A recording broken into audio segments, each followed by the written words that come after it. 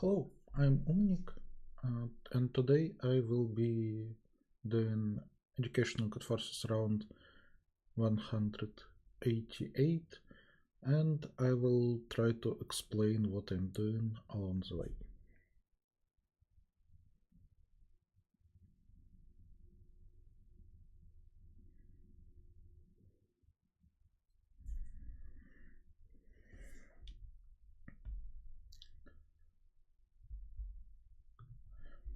And let's go.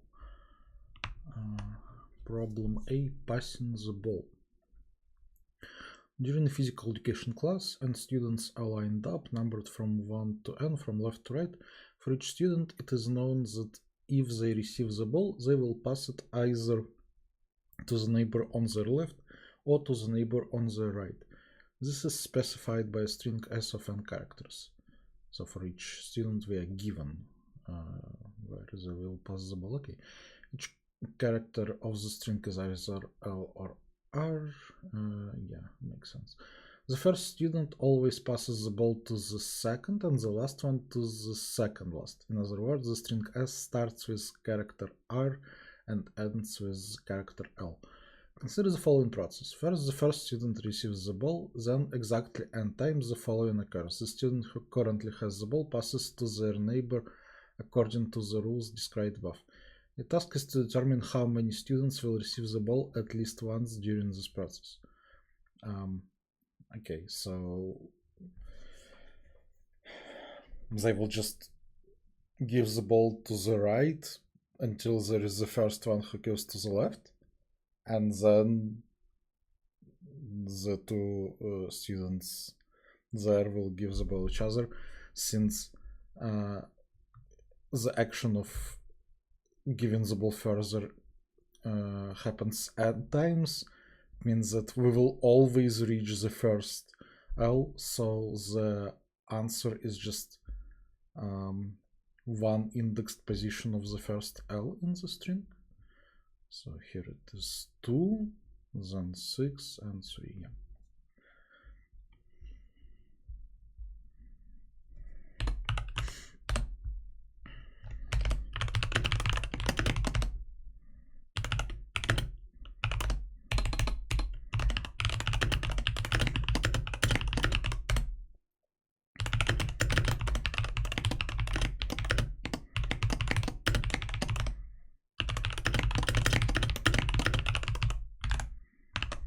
So I read n and the string, and then while my character is not L, increase it, so I find the first L, and then print this position +1 because my positions are 0 indexed, and we need them to be 1 indexed.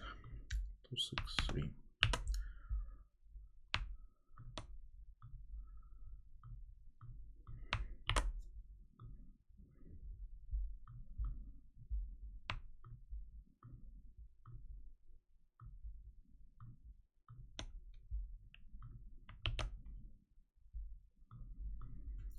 Problem B, write maximum. You're given an array A consisting of n integers. While the array is not empty, an operation is performed consisting of 2 steps. First, the maximum element in the array is chosen. If there are multiple maximum elements, the rightmost maximum is chosen. Then all the elements after the chosen element, including it, are removed from the array. Task is to calculate the number of operations that will be performed before the array becomes empty. Okay.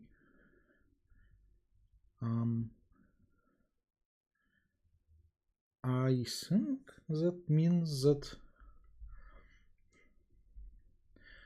basically the element will not be chosen if it will be removed by some other operation.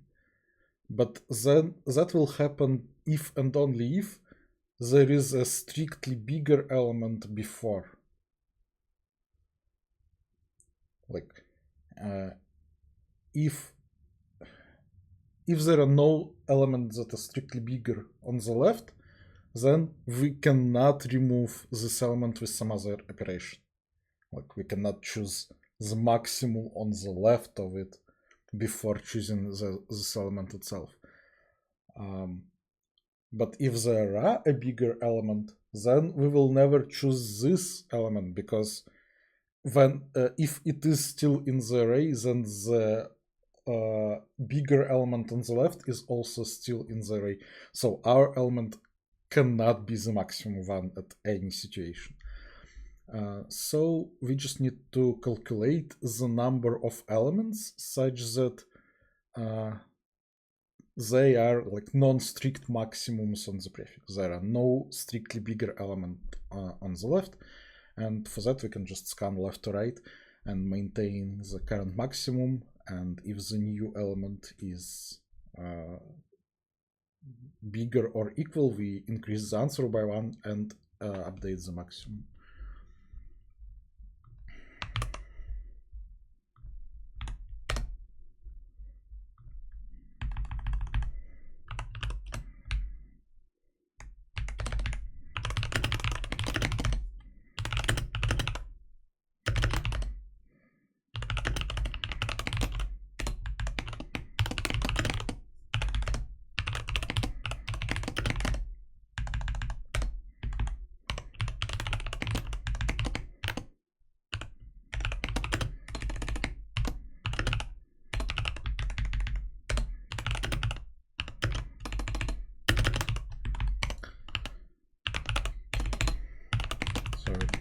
Reading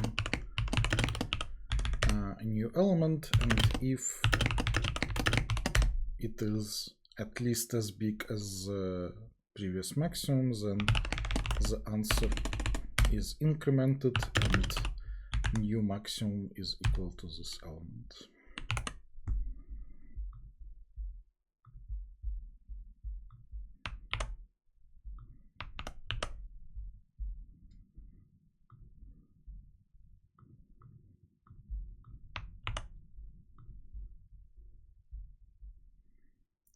And problem A was accepted.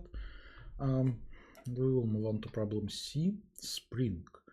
Alice, Bob, and Carol visit a spring to collect water. Oh, so it's a spring with water. My first thought was spring as a time of year, and second is like the thing is that like bounces, whatever. My English is not that well to explain what I mean. Alice visits every A days on days A2, A3, and so on. Bob visits every B days, and Carol visits every C days. When only one person visits, they collect 6 liters of water. If multiple people visit, the water is divided equally. 2 people take 3 liters each, and 3 people take 2 liters each. It asks us to calculate how much water Alice, Bob, and Carol collect over m days starting from day 1. Okay, so basically we need to count the number of days where when each subset of those people come at the same time. And it is easy to count the number of days when Alice comes, for example, because that's just m divided by a rounded down. But some of those days will be the days when some other person comes with them.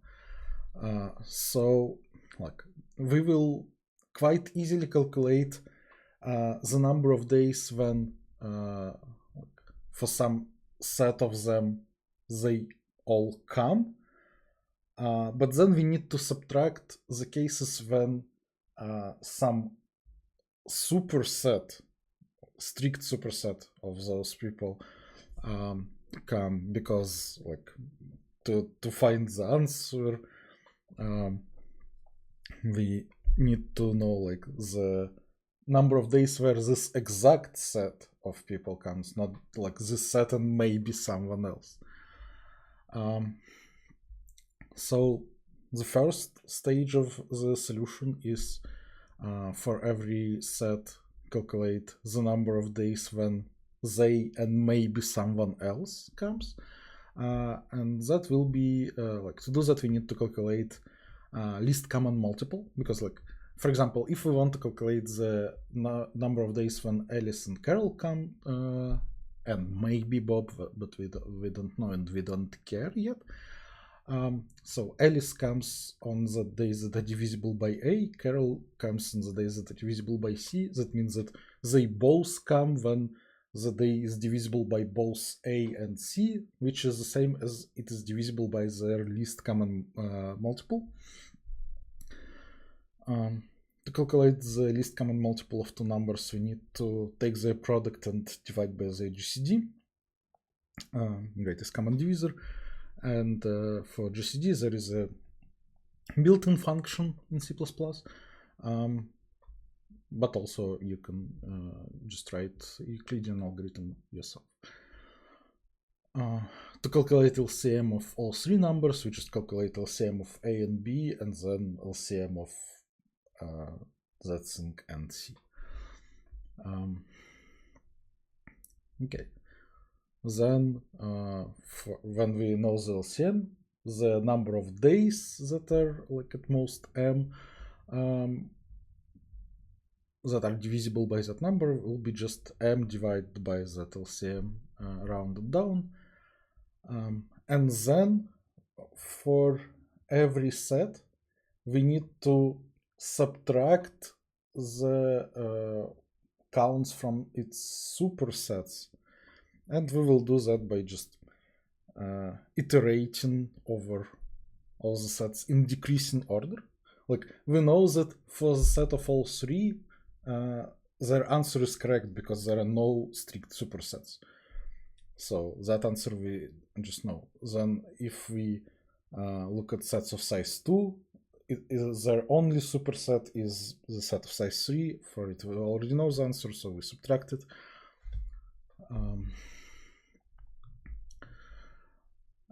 And then for sets of size 1, we need to try all the possible supersets, which is like, if we look for just Bob, it will be Bob and Alice, Bob and Carol, and all three. I will not actually iterate over them in the order of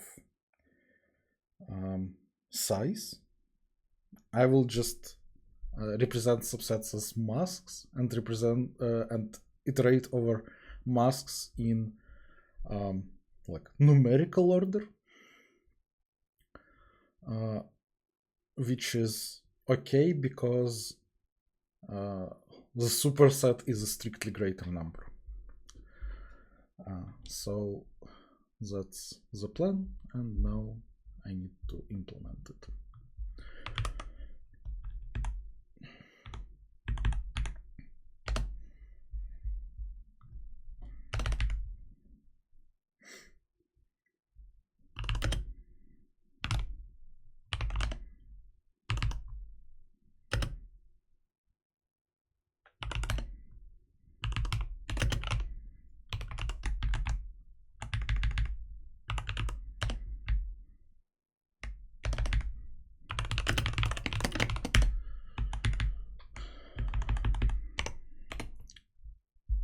So we're reading ABCM, and I will just use an array. Like, my solution will just work for any number of people in time proportional to well, maybe 4 to the power of number of people. It is possible to do in 3 to the power of number of people, and even 2 to the power of k times k, if k is the number of people. But it is a bit more difficult, and like, when the number of people is 3, it doesn't really matter. So I will just write the simplest thing I can. Actually, it's also like plus 2 to the power of k times log c, because GCD takes log c time to calculate. Let's actually write it.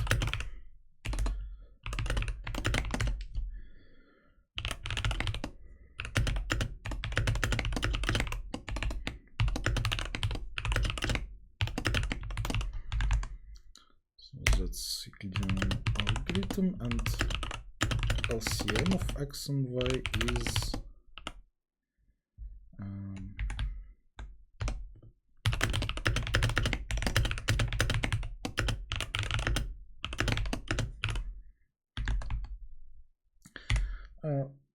it is not needed in this problem, but it is correct thing to do.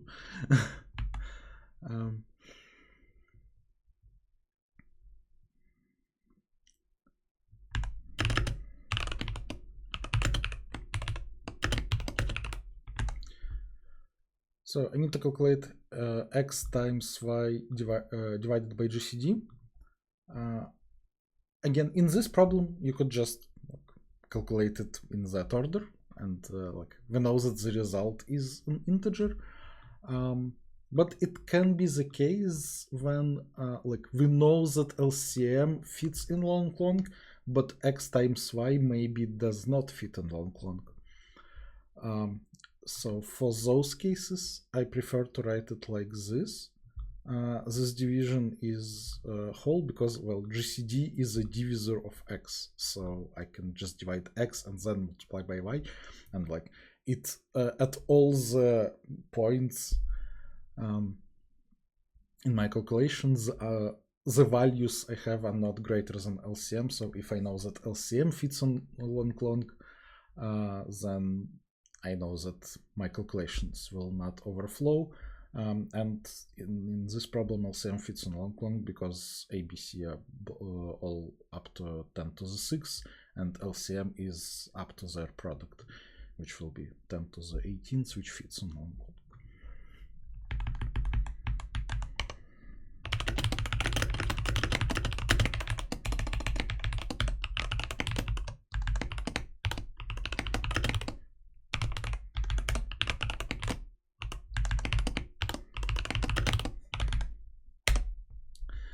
Okay, now to calculate my initial values, I need to calculate LCMs for all the submasks. So I will first write it in a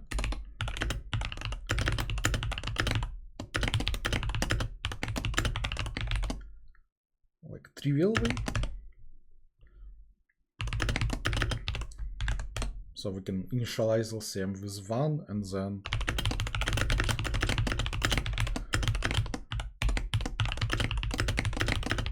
if we want to include this index in the mask, we update LCM with that number. And then the number of days that correspond to that mask is n divided by L rounded down. So yeah, this works in 2 to the power of k times k times time needed to calculate LCM, which is log C. You can optimize it. Actually, this can be written as a DP, almost the LCM for a mask is LCM for a mask without 1 bit and the number that corresponds to that bit, which would be faster. And you can also find those the bit you need to access in constant time. Well, you can pre-calculate all of them in or rather, you can calculate all of them in 2 to the power of k time. So if you do it as a DP, it would be 2 to the power of k times log. But again, our k is 3, so it doesn't matter. Okay, so now I have those values, but now I need to for each mask I need to subtract the values for the super masks, and I want to iterate over my masks in decreasing order. technically that would also work for like mask equal to 0. It is just not needed for me for calculating the answer.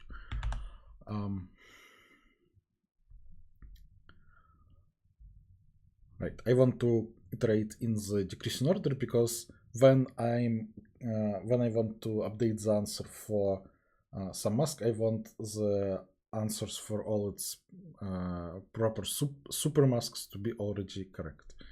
And now I will just iterate over potential super mask.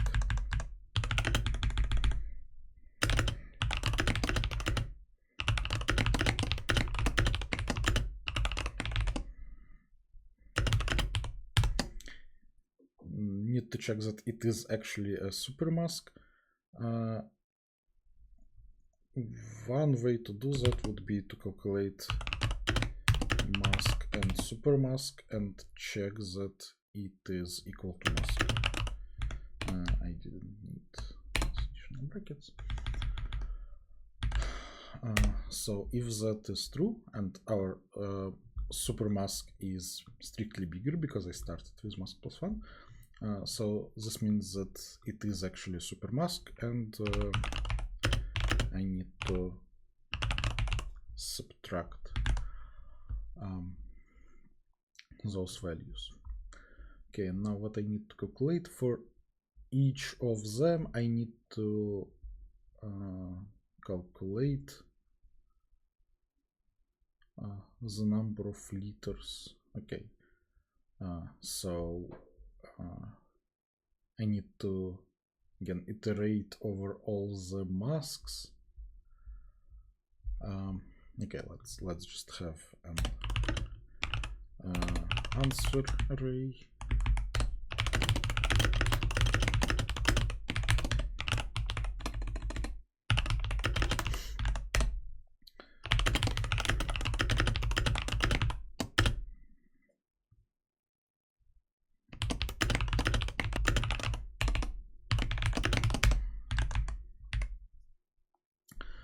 So for each mask, I need to add its b, which is the number of days, multiplied by 6 divided by the number of people in that mask, and that value I need to add to the answer for the people that are in the mask. So I will make one cycle to calculate the number of set bits, which is called pop count.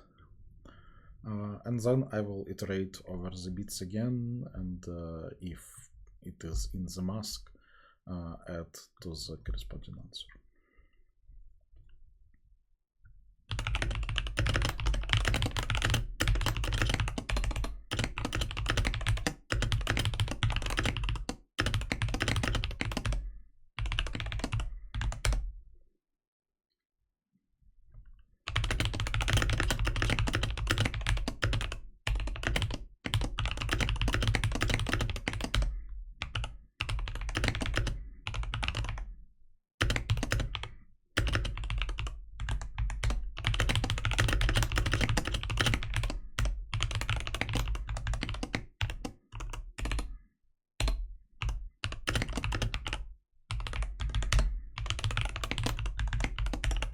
And finally print the answer.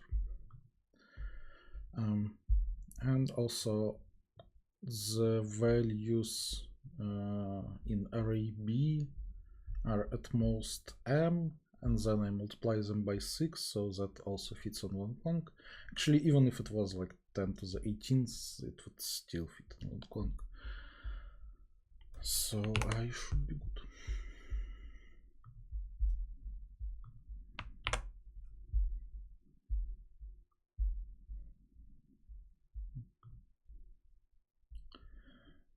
Okay, I'm not checking those long strings of digits. It looks correct to me.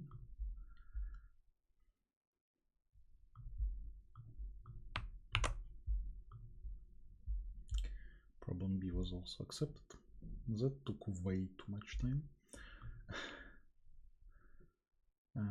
There was a mistake in the statement in the problem that I haven't read yet, so I will just refresh the page. C is also accepted. control set has been changed. Nice. Problem D, alternating paths.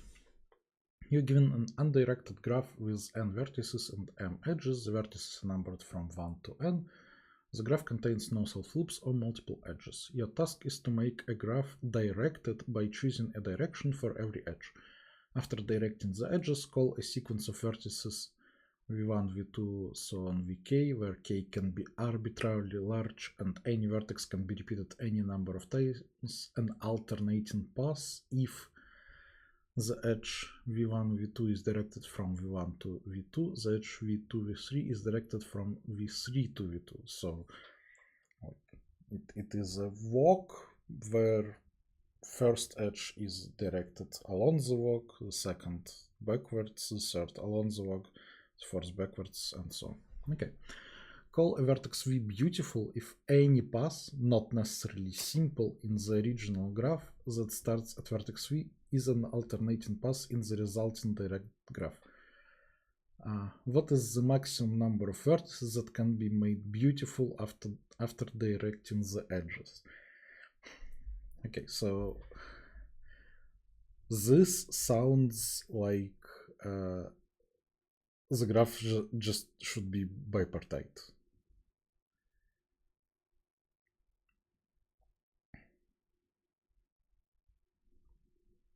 And we direct all the edges from one part to another, and then actually only one part will be consisting of beautiful vertices, right? Because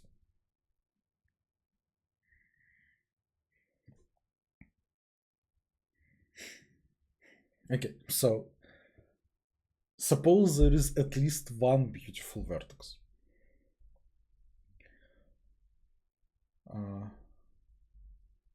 That would mean that, and let's also assume that the graph is connected.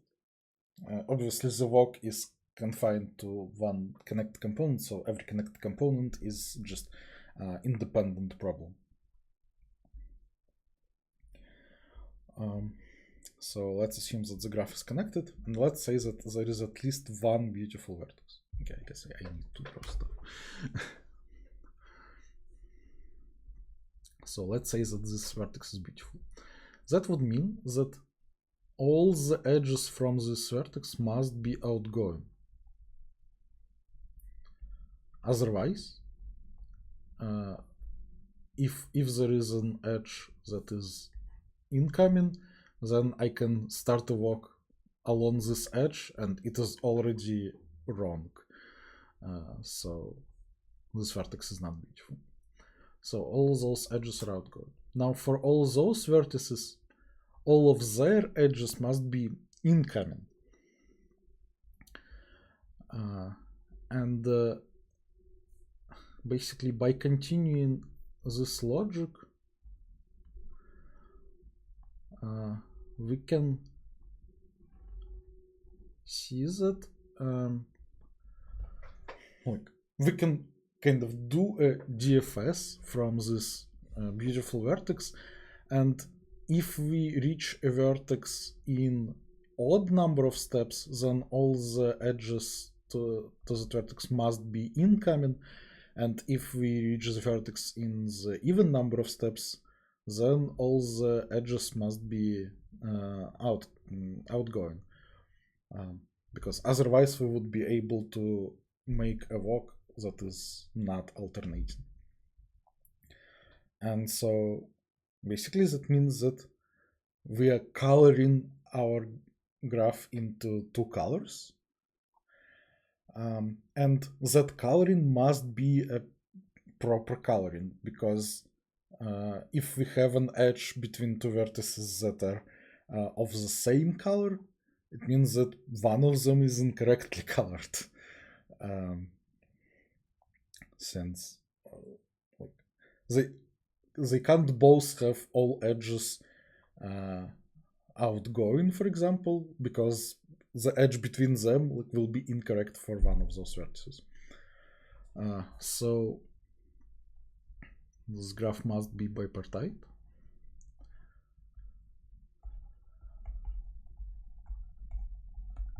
And if the graph is bipartite, then it is possible.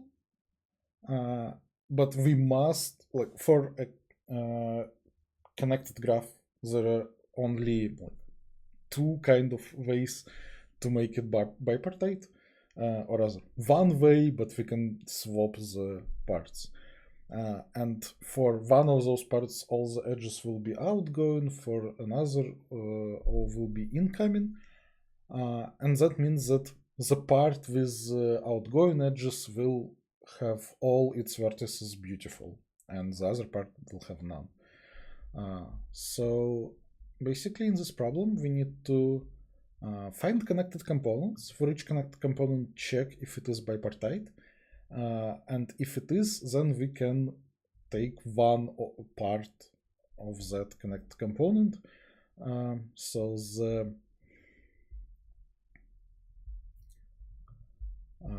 the maximum number of vertices will be counted as in every bipartite connected component, choose the part of the bigger size and add that to answer.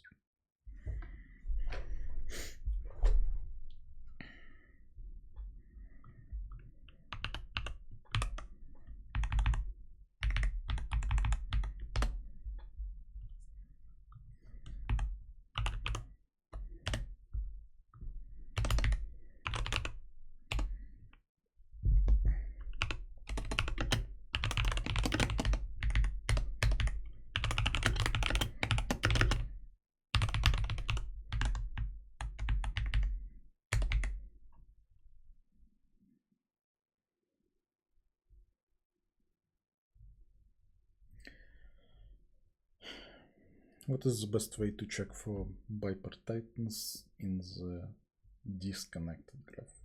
I guess I will have colors which will be filled with -1s, and I will also have like a global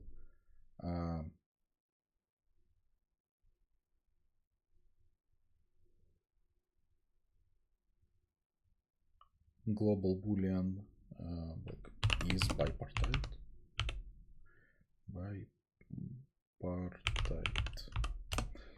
And also I need sizes of those two components, so I will have sizes.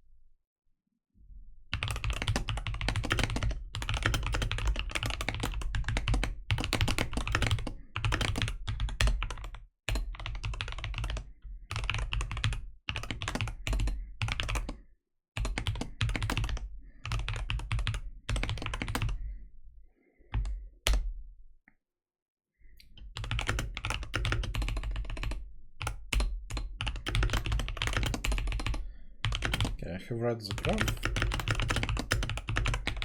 Now I'm iterating over the vertices. If its color is -1, it means that I have not traversed its connected component yet. So I need to do that now. So far I'm saying that it is bipartite.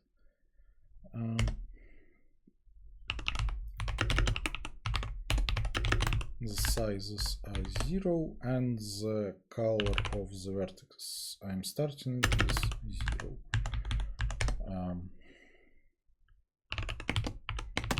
Then I'm calling DFS, and if it is bipartite,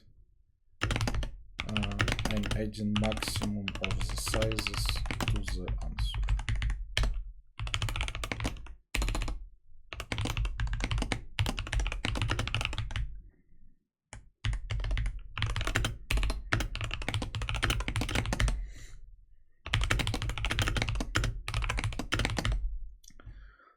how does this DFS work? Iterating over the neighbors.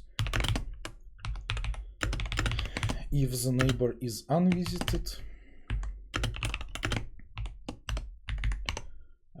I'm saying that its color is different from mine,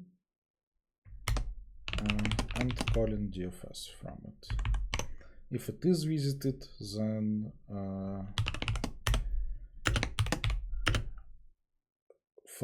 for my component to be bipartite, I need those colors to be different. And I also need to calculate the sizes. This is kind of important. Like you can do it differently, but you kind of still need to do something in DFS about it. Like it might look like, I don't know, I'm doing DFS, I'm finding the information about the component. So like why couldn't I just iterate here and calculate sizes while I'm doing it inside of the DFS?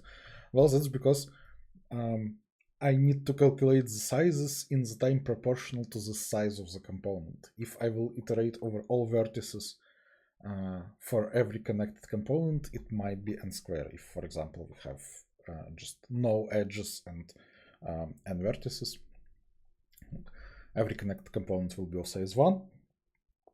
And if I iterate over all the vertices in the graph, for every connected component, it will be n squared.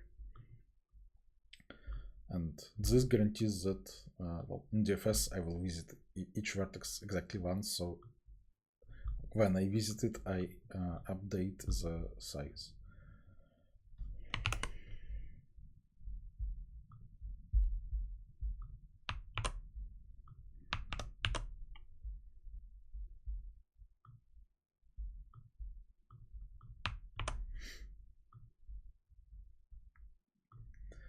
Next problem, problem E, sum of digits, and again.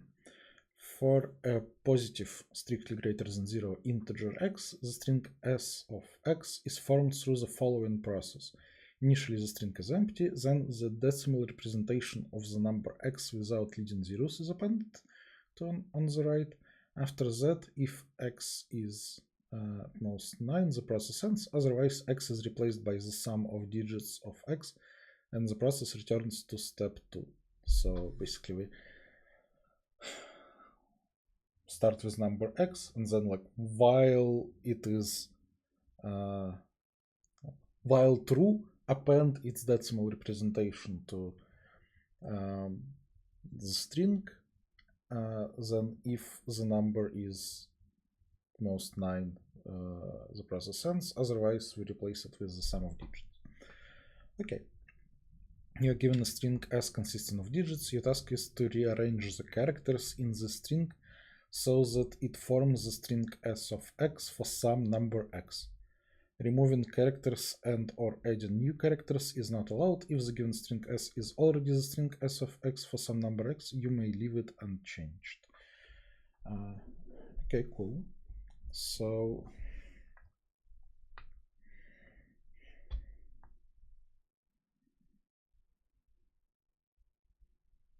okay. And the string that is given to us is pretty big.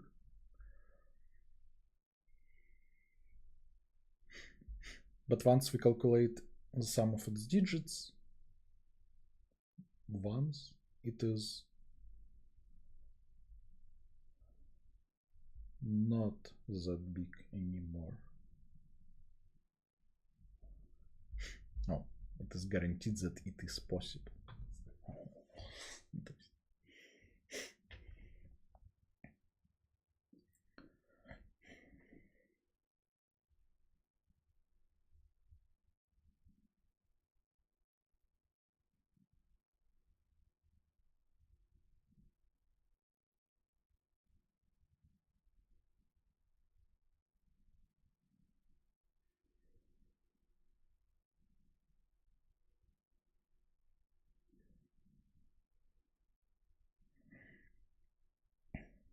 Okay. So yeah, the idea is that after we calculate the sum of digits the first time, that sum of digits is at most the length of the number times 9, and the length of the initial number is not greater than the length of the string we're given. So let's iterate over that first sum of digits that we will have.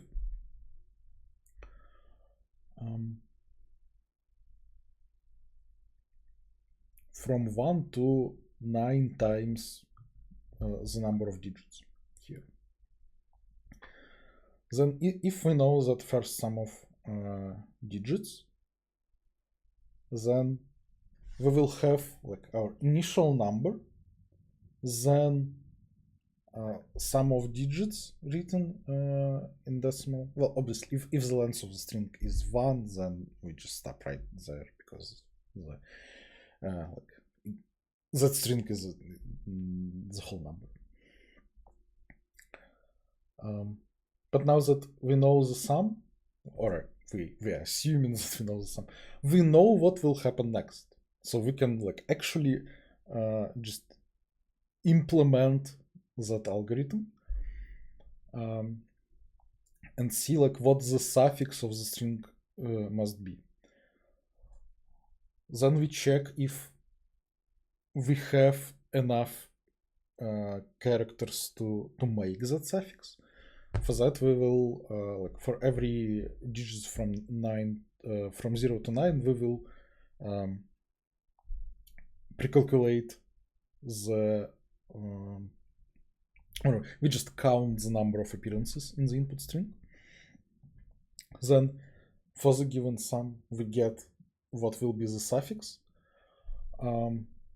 calculate how many times each digit appears there, check that it appears not more times than we have, and then all the remaining digits must be in the initial number, and we just need to check that their sum is correct, like what we guessed it to be. We know that the answer exists, so one of the sums should work, and we can check each sum in constant time. It's not like actually constant. It certainly depends on the size of the alphabet, but also like the number of iterations we can have here is some like iterated logarithm or something, but like for all numbers that we can possibly have, it will be at most, I don't know, 5. So like it's small. I wouldn't say constant, but it is small.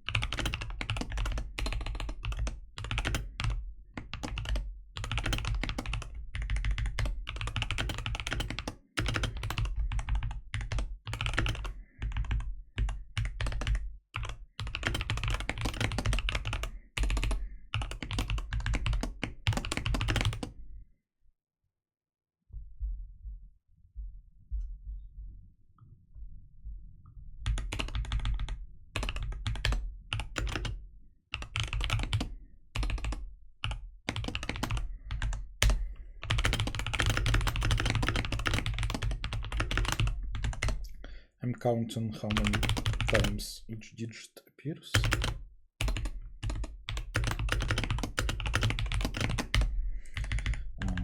Okay, let's handle the corner case here. If n is 1,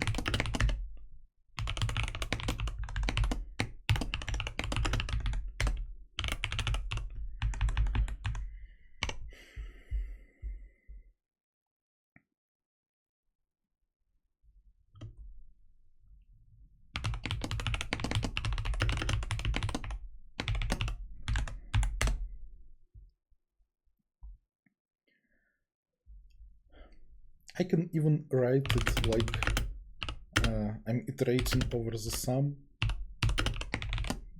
like, while I have not found the answer.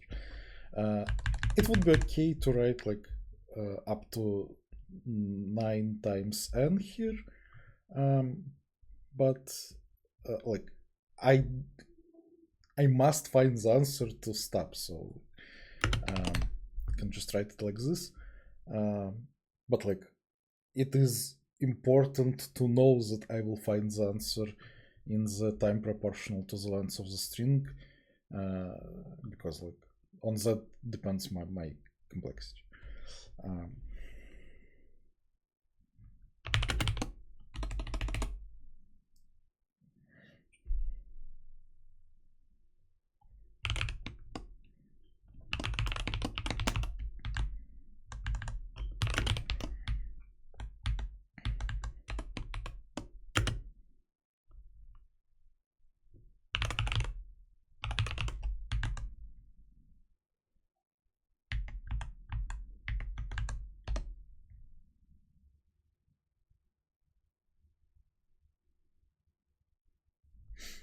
Okay, I guess, well, let's just write the try-solve function.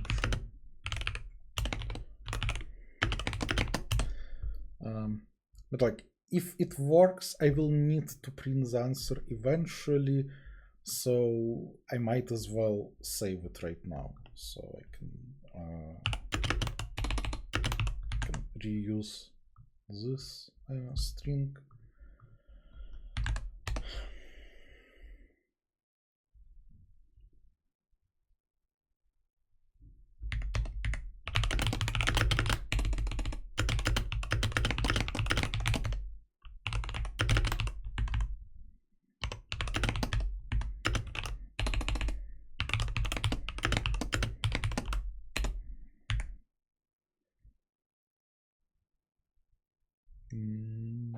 No, that's come on. While true.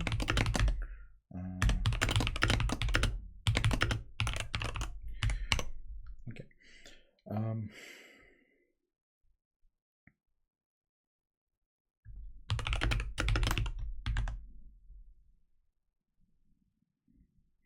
I will get the digits in reverse order.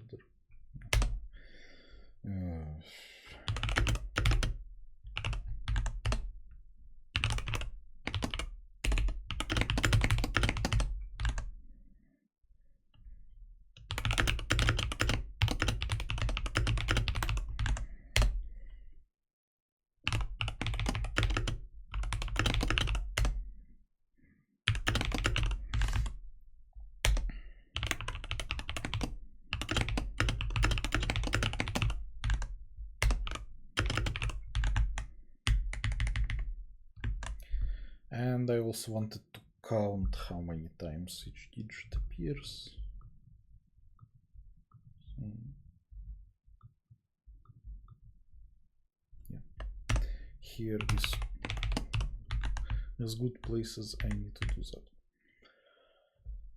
that. Okay, now I'm checking that all the A's are not smaller than B's.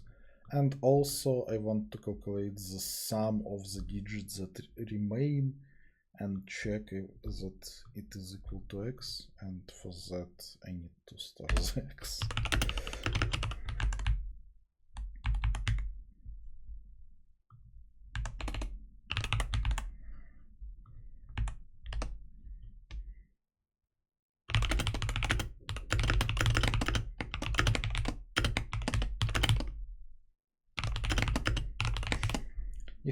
If I have less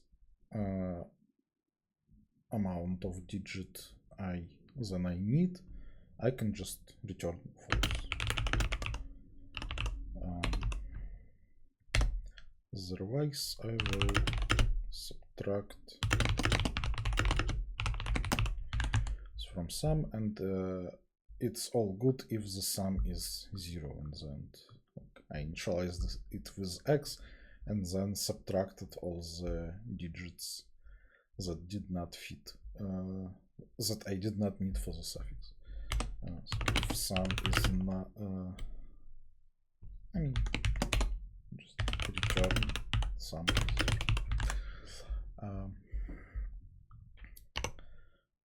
Okay, and if I did manage to do it,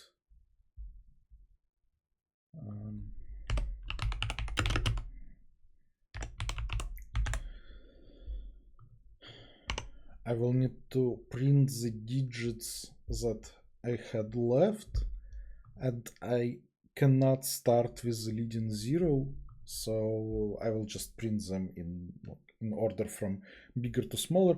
I know that I have at least one non-zero digit because my sum was correct and I started iterating from 1, so there is at least one non-zero digit. The sum of digits is at least 1.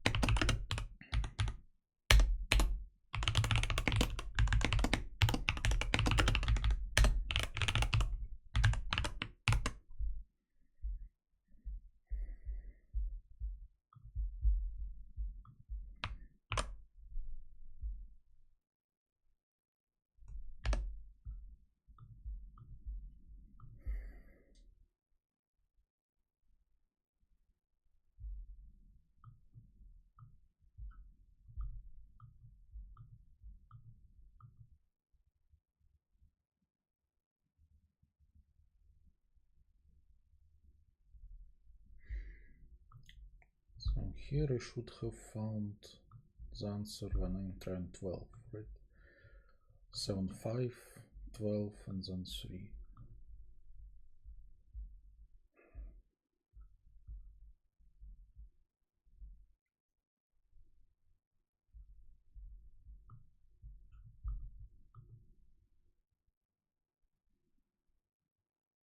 No, wait, that's still not right. That's the same as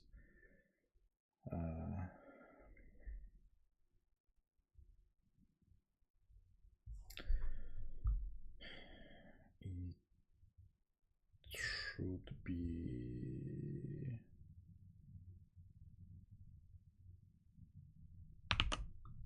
up here.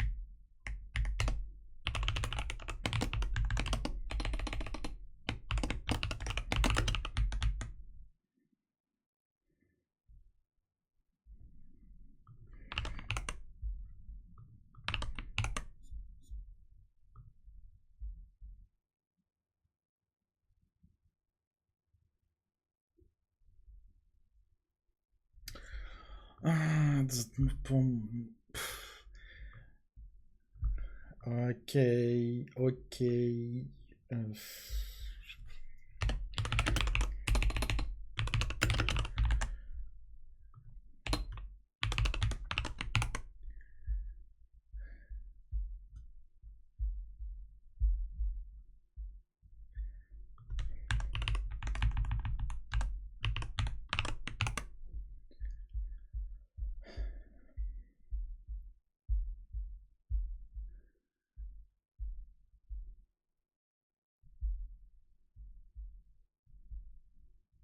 Okay, that looks good, finally.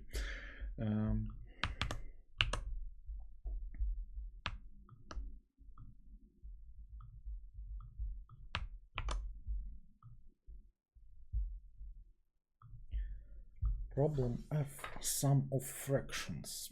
Let's call an increase of the fraction x by y one of the following operations. Either increase its numerator x by 1, or if the denominator y is strictly greater than 1, decrease its denominator by 1. Note that the fraction is not reduced after the increase. Example, if you have a fraction 3 over 7 and you decrease its denominator by 1, you get 3 over 6, not 1 over 2. Suppose you're given an integer array b of length m and an integer k. You apply the following algorithm. Construct the array 1 over bi, choose any of the fractions and increase it. Repeat the previous step k times. The same fraction can be chosen multiple times. Calculate the sum of the resulting fractions. Okay. We'll denote MSFBK as the maximum sum of fractions that can be obtained from the array B by applying the increase operation exactly k times. Let AR be the subarray of the array A. You are given two arrays of integers A of length n and k of length m. For each ki, calculate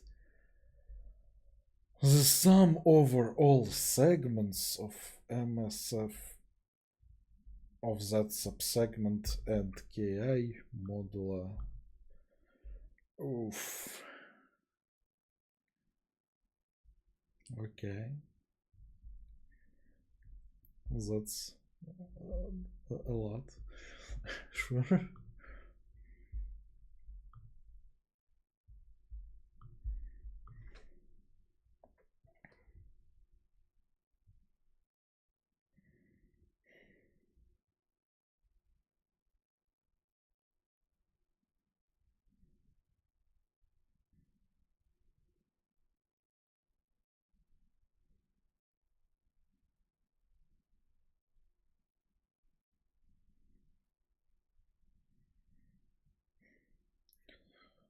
Does it make sense to apply the increase to different fractions? I don't think so.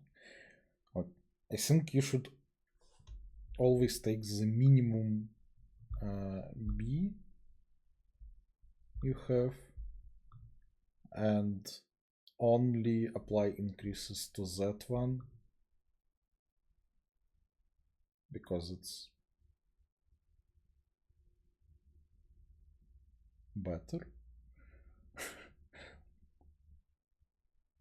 Like with every further operation you're getting bigger or the same increase to the sum.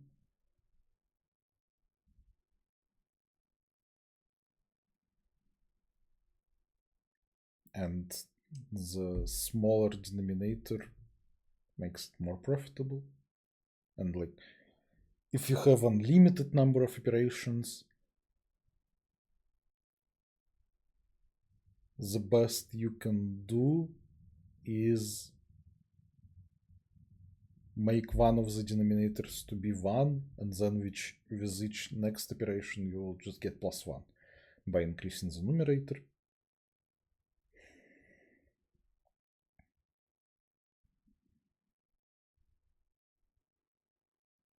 And that's like the best you can have from one operation. If we apply all the decreases to denominators first and then all the increases to numerators. Well, it shouldn't be hard to make it strict, but I will just like it is convincing enough for me.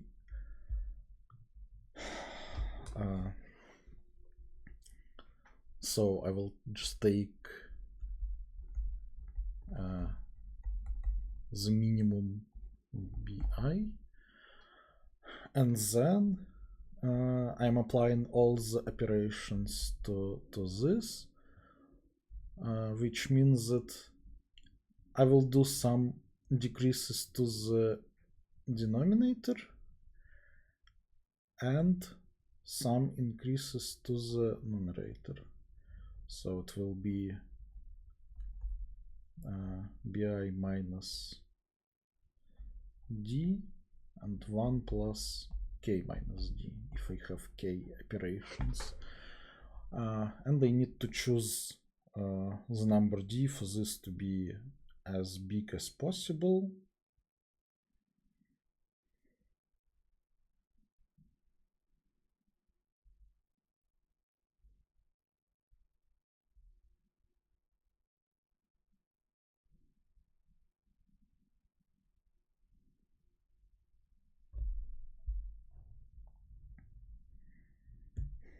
It kind of feels like d should be so okay, that's weird.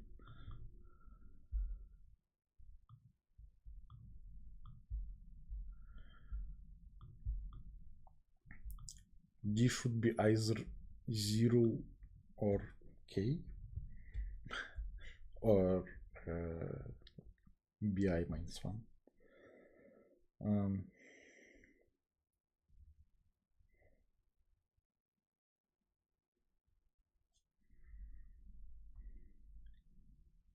Okay, well, my number is k plus 1 minus d divided by bi minus d.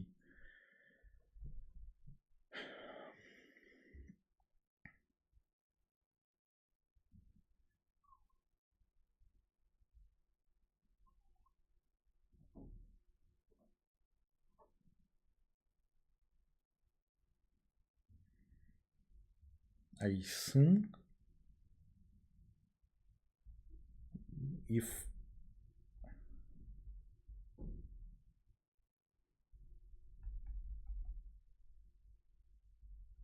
k plus 1 is smaller than bi,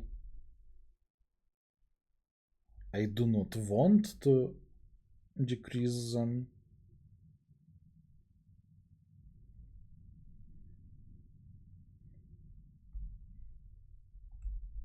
But if it is bigger, if they're equal, this is just one independent of d. If bigger, then I want d to be the biggest possible. Well, okay. When is it true that x minus d divided by y minus d is bigger than x divided by y? Multiply, we'll get xy minus dy is greater than xy minus dx, which is the same as dx greater than dy.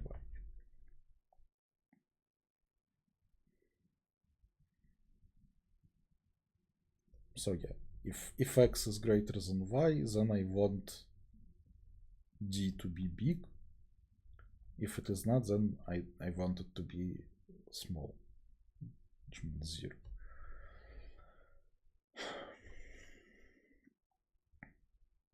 Okay.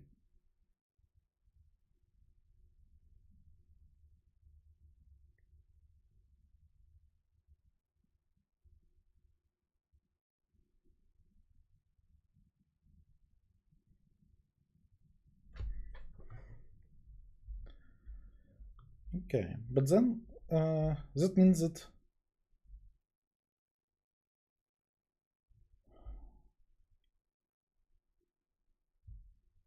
like all the fractions except the one like I have chosen to change, the one with the smallest bi, all of them will be left as they were at the start.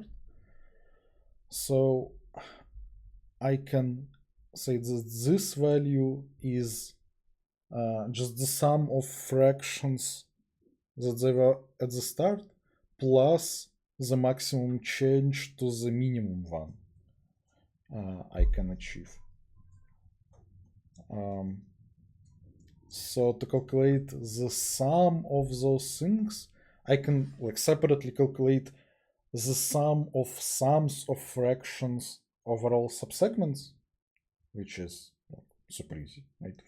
For every position, you just need to add its fraction multiplied by the number of segments it lies in, which is super easy to do.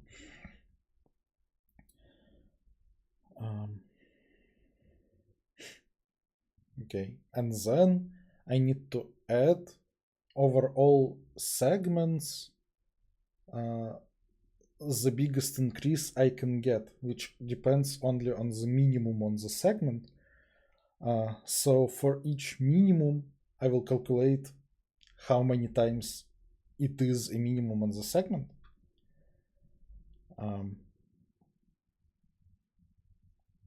And then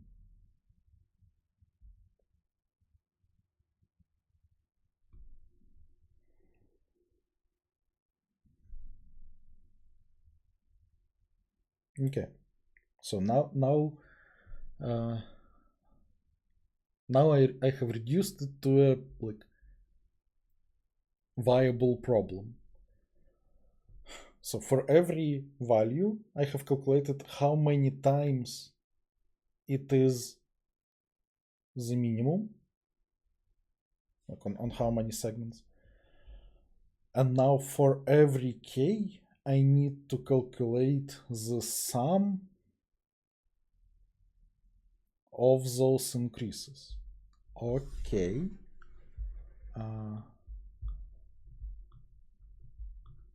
Let's think about it.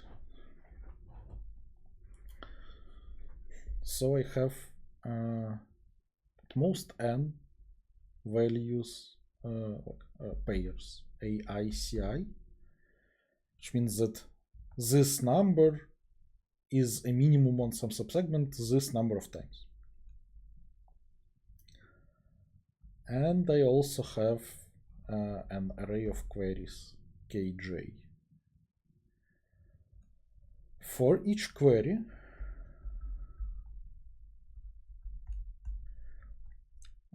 my answer is the sum over I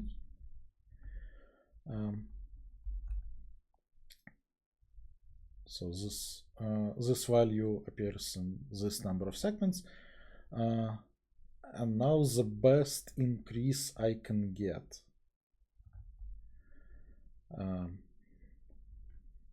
which is like, okay, let's call it some function g of ai and kj minus 1 over ai.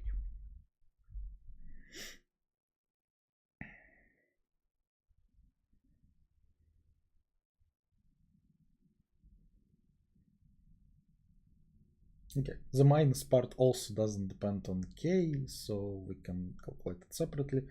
Now this function is what I described here. So g of aikj is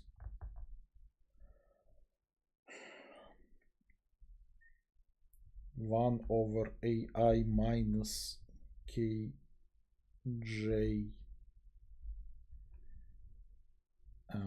if kj is strictly smaller than ai,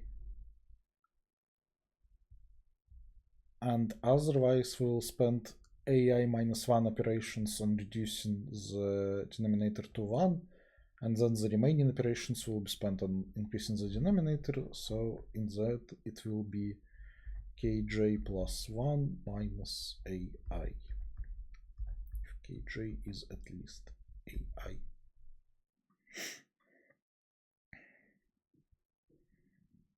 Okay.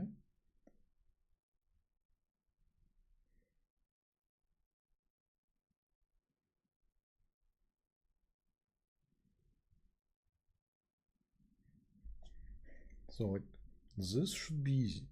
but this seems difficult.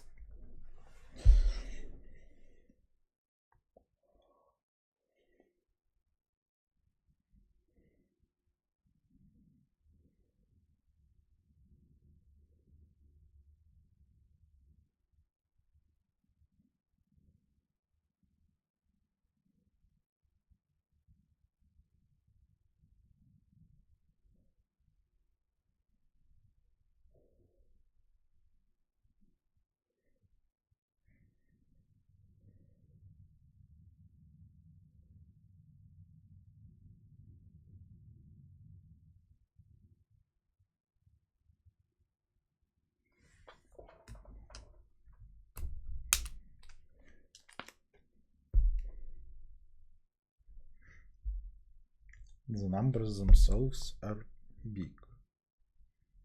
Like if the numbers, those and those, were small,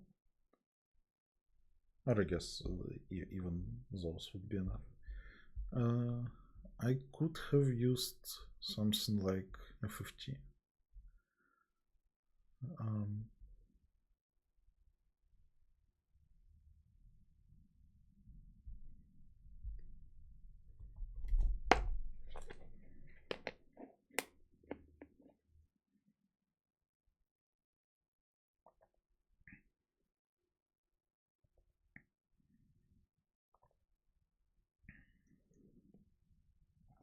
Oh wait, no, I'm wrong. That's not how this function works. Okay. If k is smaller than d is 0, so I don't want to decrease the denominator at all, what I want to do instead is to get kj plus 1 divided by ai. Okay, that is easy then. So for every query, for every kj, we have big AI. We can sort those pairs by AI, and then we can find the split into big and small.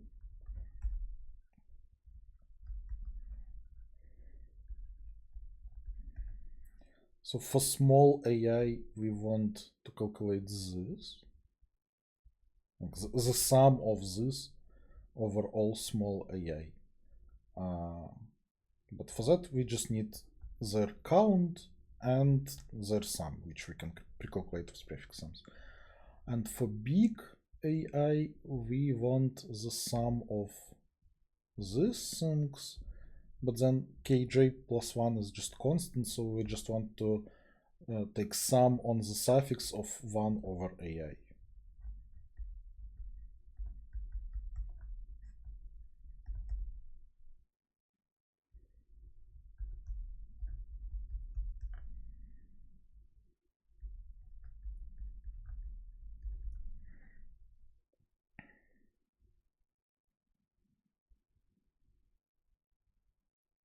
And multiplied by ci.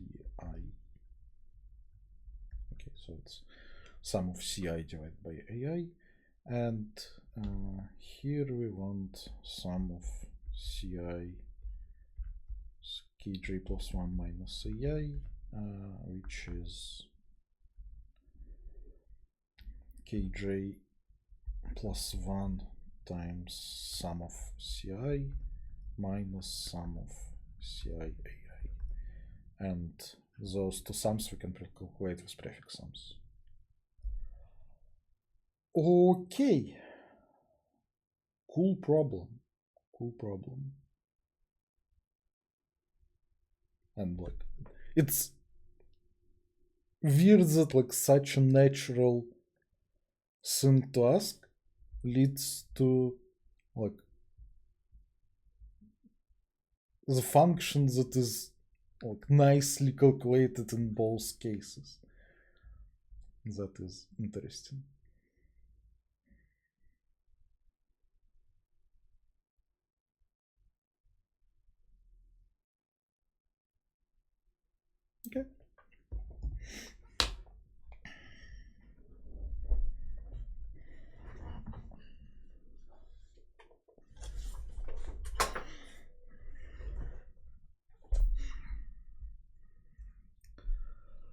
Okay, now to implement that. That's a lot of implementation actually. So I need to find for every value the number of segments on which it is the minimum. I can also have equal values, so that's a bit annoying, but I can definitely deal with that.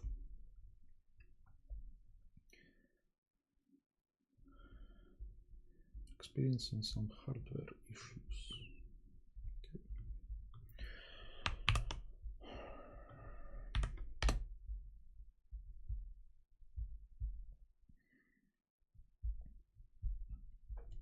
Well, it is not multitask.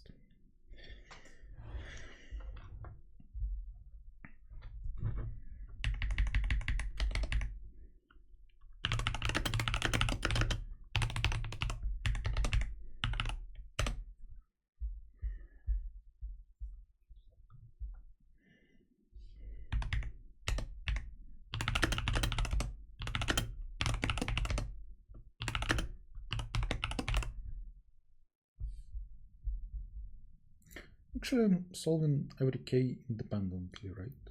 So I don't need to store them.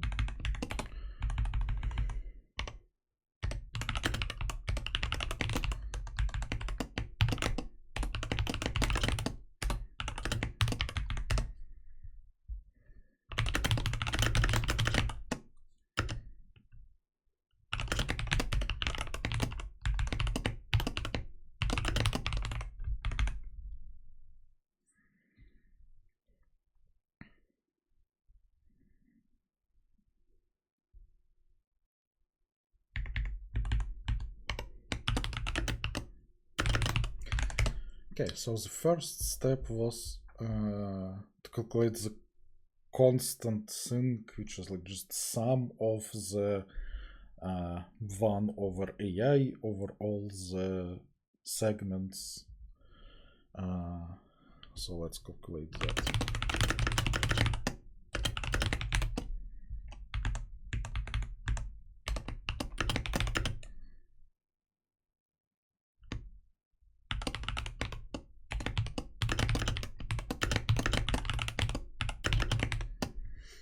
That's the number of segments on which this element exists, and we just divide by AI.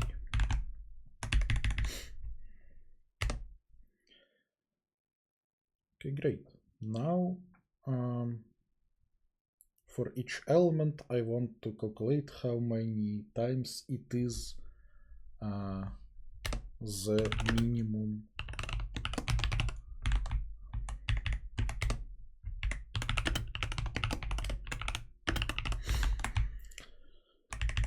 for that. For each element, I will find the closest element on the left that is strictly smaller, and the closest element on the right, which is not strictly smaller. Then for this element to be, I guess, the rightmost minimum, the left border should be between him and the closest to the left that is strictly smaller, and the right border should be between him and the closest to the right that is not strictly smaller.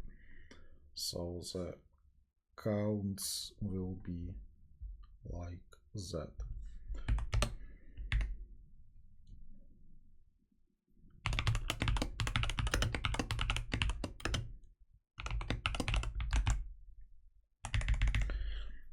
And to do this, I will go left to right to find the closest to the left that is strictly smaller. I will maintain. Will go left to right and maintain a stack of increasing values, like the smaller values on the left that I have encountered.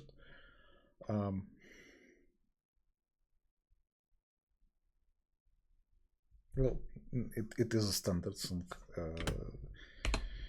It is harder for me to explain than to write it.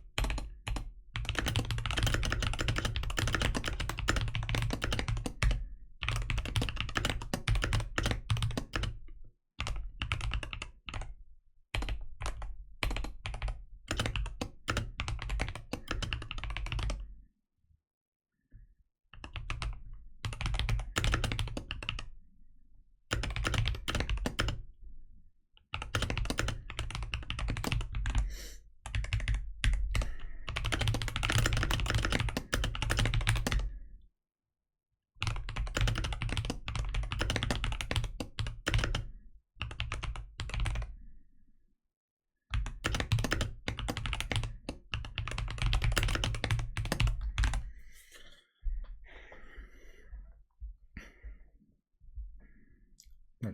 So this scanline with stack finds the left border. This scanline with stack finds the right border. Then for every element, saying this element is minimum on this times this number of segments. This is the number of ways to choose the left border. This is the number of ways to choose the right border. I could compress the equal values, but I don't need to. Like, it doesn't matter for the complexity, and the equal values shouldn't bother me in any way. What I do need to do is I need to sort this.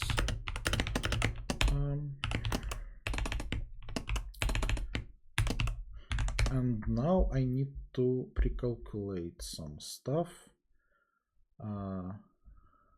according to this. So for small values, I need to pre-calculate the sum of counts and the sum of counts times AI. For big values, I need to pre-calculate the sum of CI divided by AI. So like for those things, I will calculate suffix sums. For those things, I will calculate prefix sums.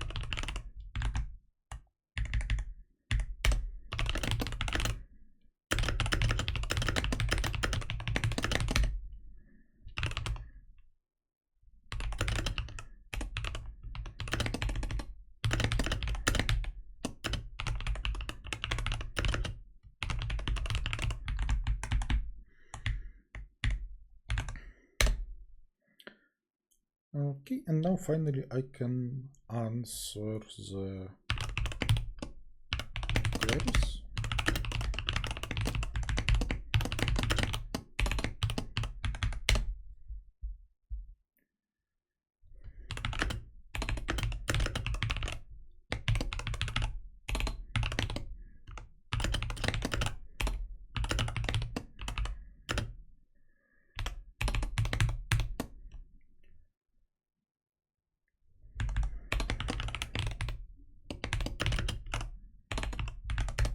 finding the split between small and big values. So the answer we initialize with s, which is just the constant part. There is also a constant part that is just minus this stuff from 0, right? Like this thing. For each query, we need to subtract the sum of ci divided by ai, which is just stuff of 0.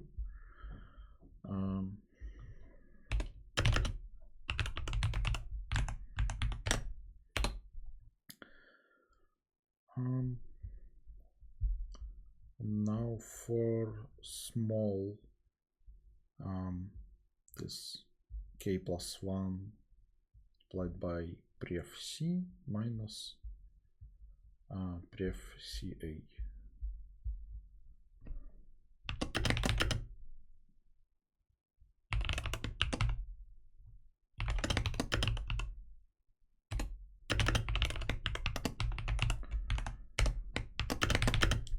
And for big, it should be k plus 1 multiplied by sum of p.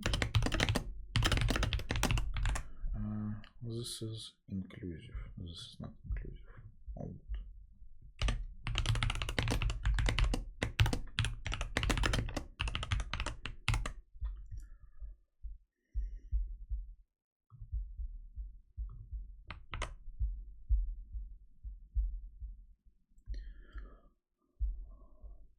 This will be hard to debug. The first number is correct. Well, the first number is when k equal to 0. That's not very not very important.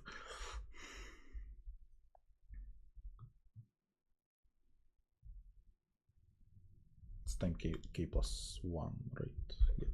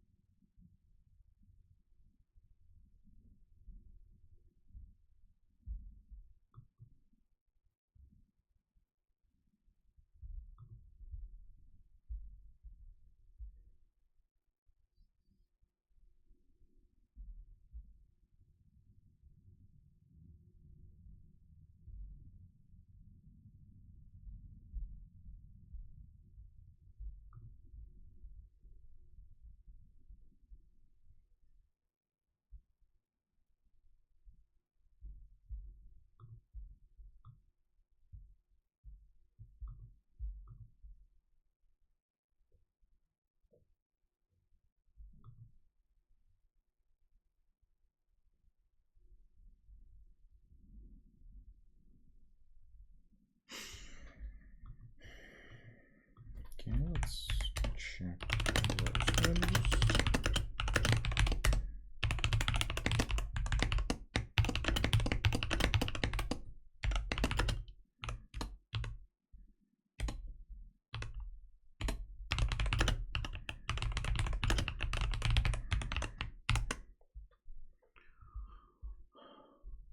That's not right. Oh yeah, I'm not putting anything on the stacks. That would do. That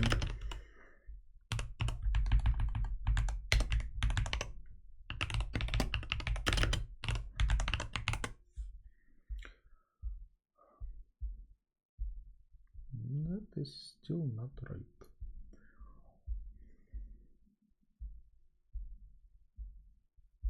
Actually, the second number is good now. The third is not. Which probably means that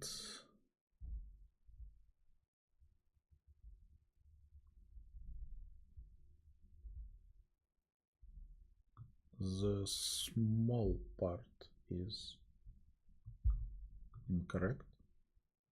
Also, shouldn't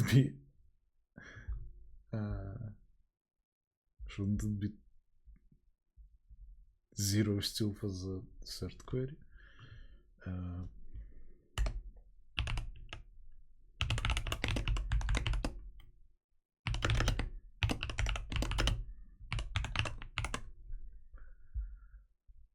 0005. So the P is 0, but the answer is wrong. That's interesting.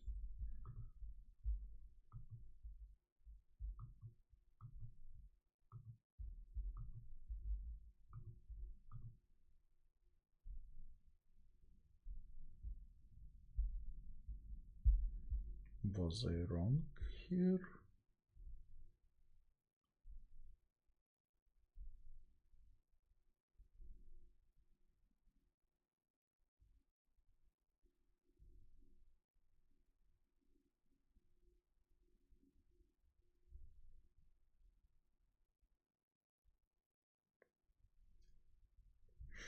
Oh, maybe I should compare like k plus 1.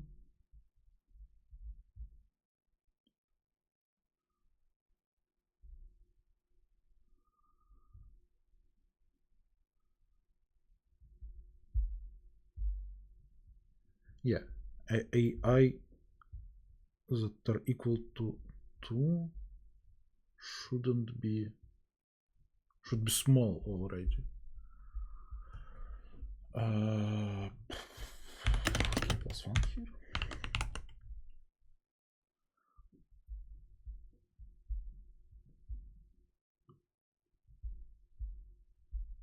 And that is still wrong.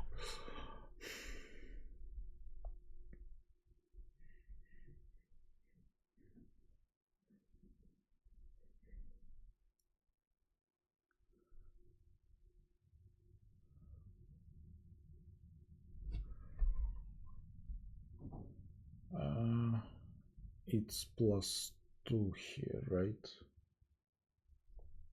We spent AI minus 1 operations to make the denominator 1. Then we have this many operations left to increase the numerator, but it is already 1 when we start, so it's plus 2 here.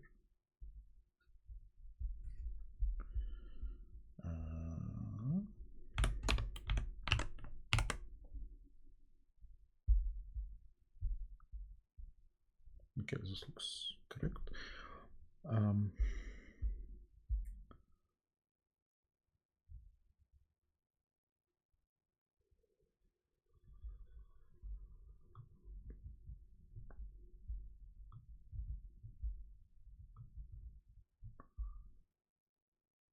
Yeah, I think it should be correct. Tricky formulas.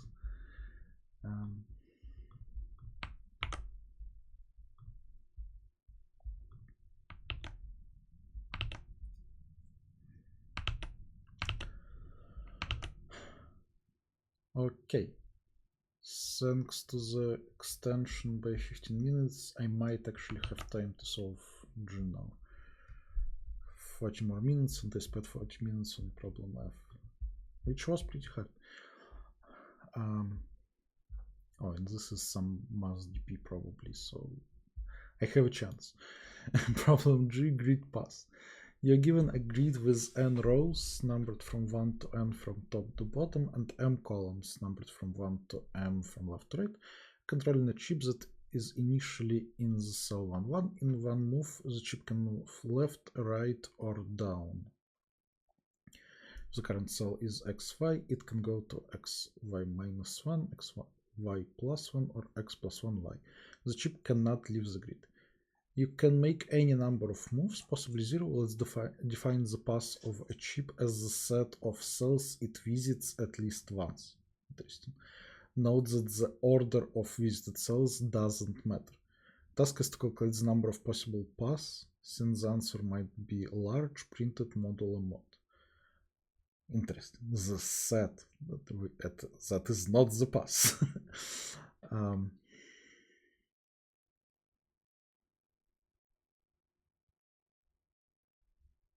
But that basically just means that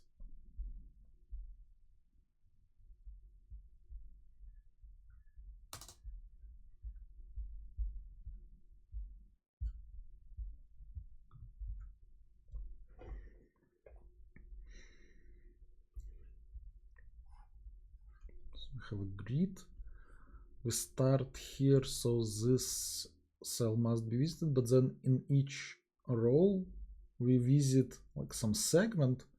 Then in that segment we can move freely, and we can choose where we are going down. Then there will be some segment here, and so on. And we can stop at any moment. So we just need to choose some segments.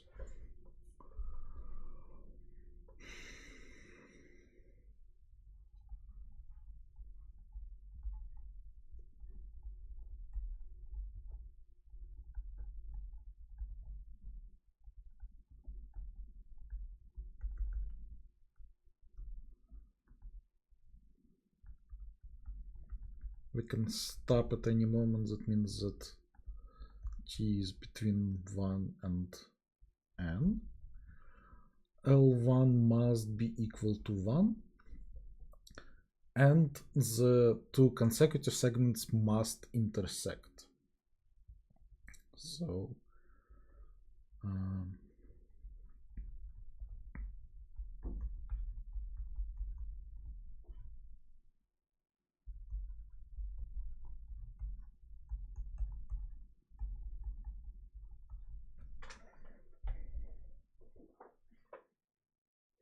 okay. There are some interesting limitations also. N is big. M is up to 150, right? Okay. F is accepted. E was also accepted. We have G. 36 minutes.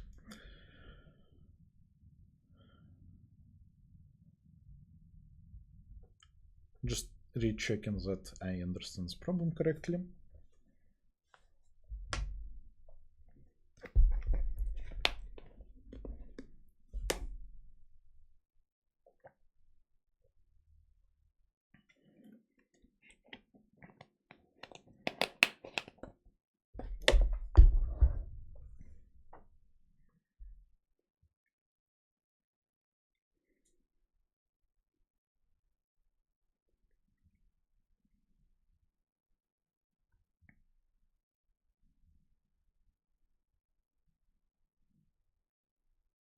I mean,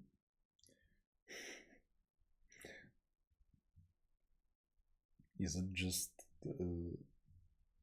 Berlekamp Messi problem?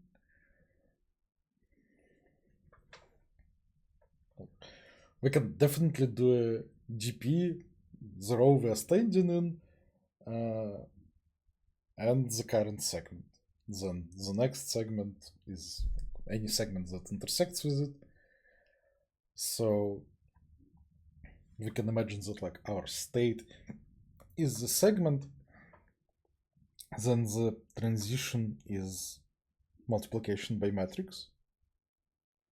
So it is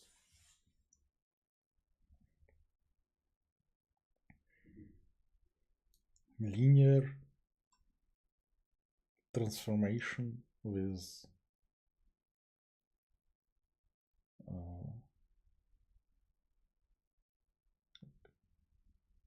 linear recurrence of order at most m square, actually even like m times m plus 1 divided by 2.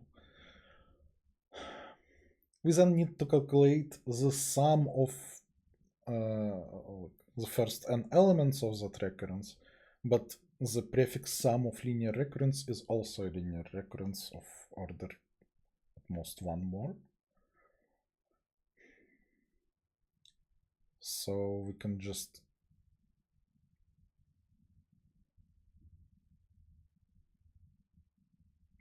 find first like 3m square values and then apply Berlekamp-Macy and we are done. To find first 3m square values, okay, this one I guess is a bit smart in a way that like to make the transition we need to calculate the sum on, is it a subrectangle? It should be a subrectangle, right?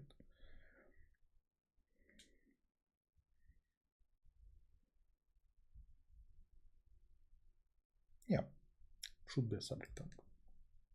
Or maybe it's like whole rectangle minus 2 subrectangles.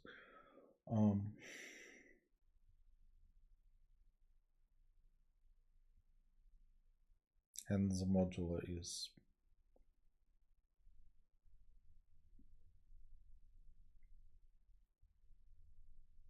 not constant, not FFT friendly.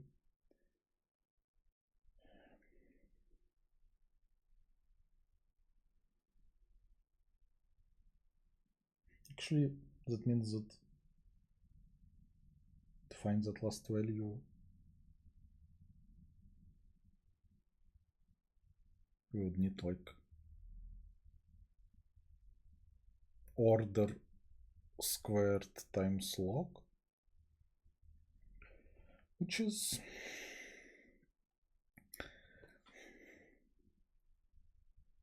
kind of a lot.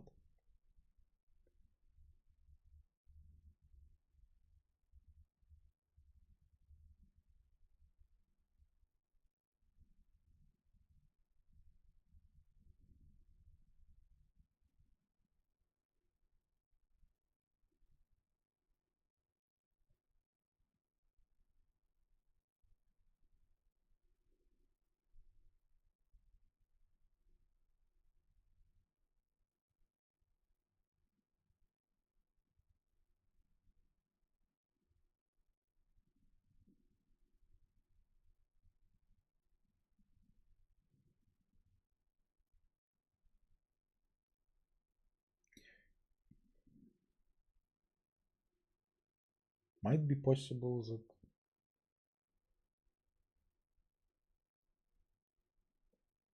the order of recurrence is actually of m, not of m squared. But I don't know. It doesn't seem like that should be the case.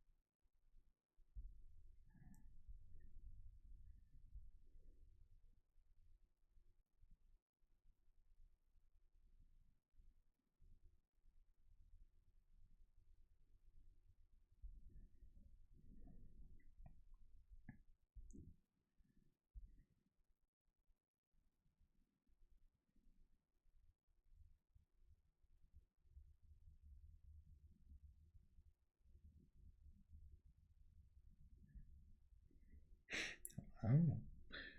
M to the fourth times log seems reckless.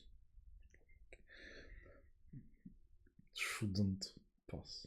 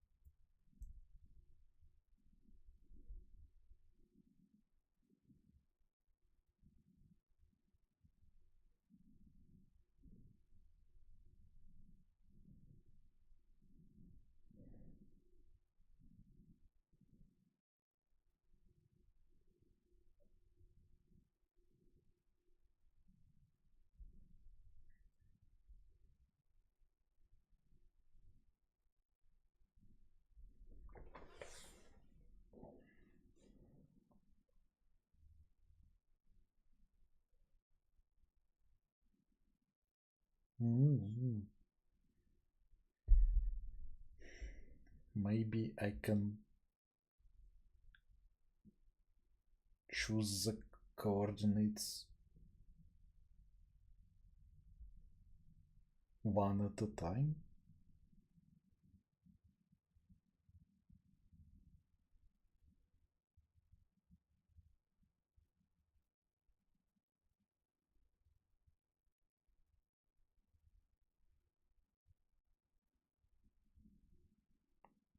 But no, even if no, that can only save the number of transitions, not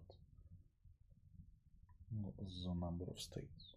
The states must be the segments.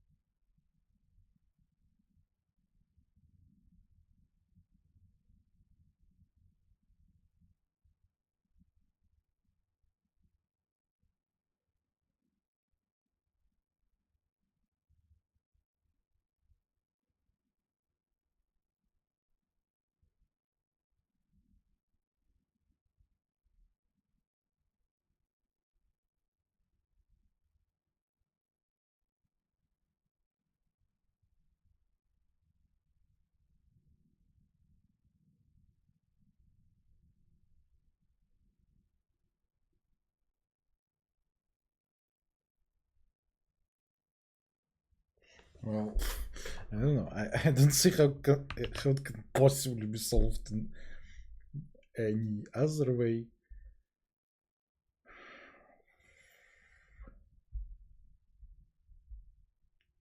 So either it's just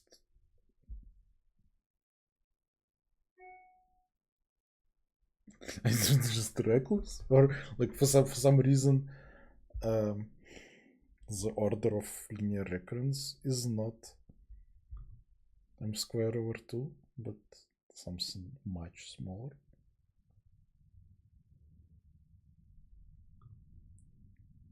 Why would it be much smaller though? Okay, it can be like m square over 4 because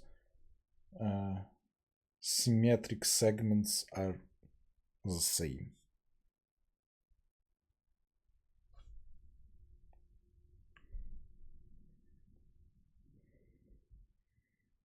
That would make it like what? 5,500? Maybe it's fast enough for 3 seconds.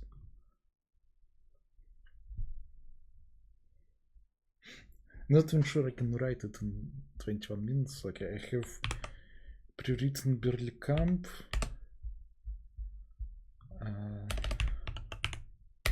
Let's see. I will not actually have FFT. Berlekamp doesn't use FFT. Okay.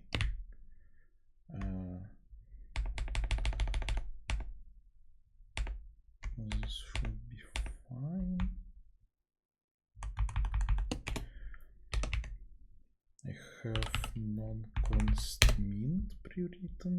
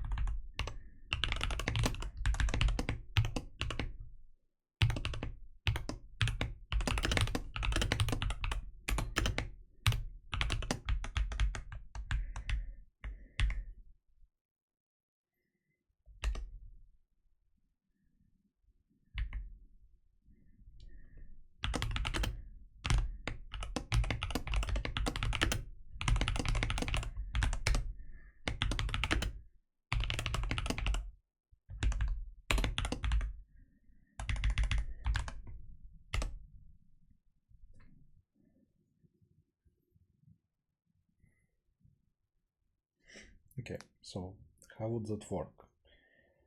I'm calculating first 20,000 values with the DP. The transition DP will be like calculate two-dimensional prefix sums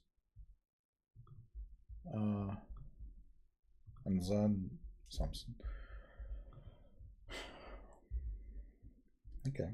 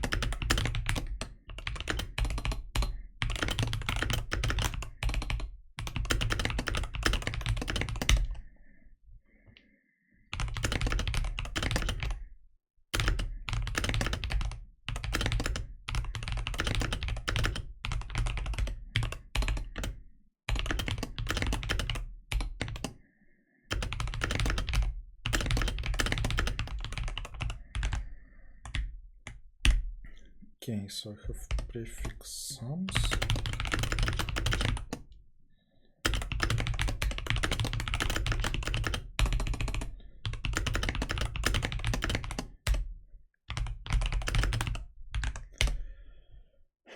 And the new,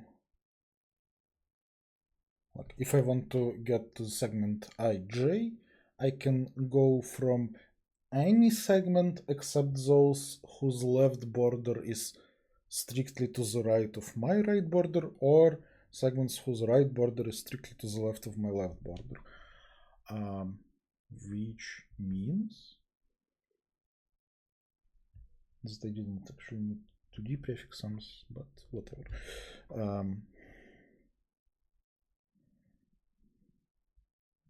Okay, no, not whatever. It's much simpler to actually do it normally.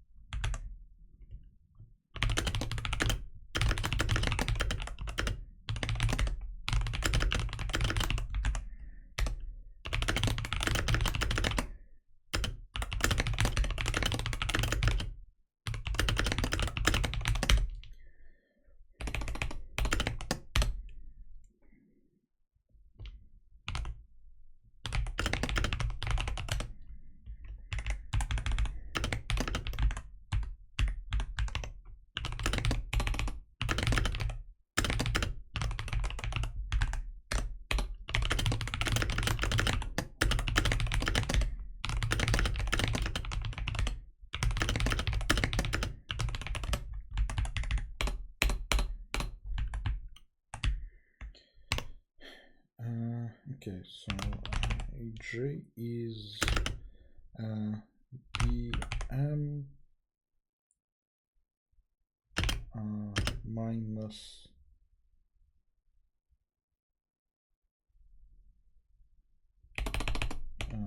or actually even j plus 1 minus ci. Yeah. Okay, now I have this. Now just put it in Berlekamp Messi. It will give me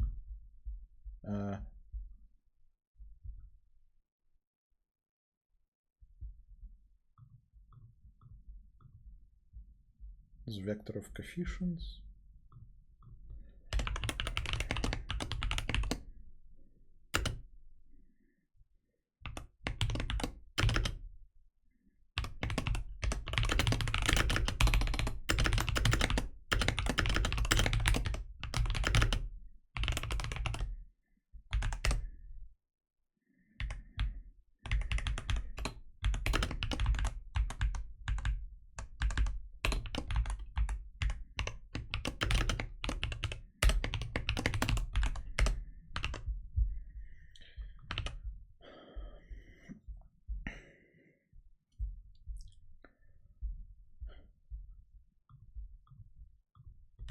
Okay, let's do some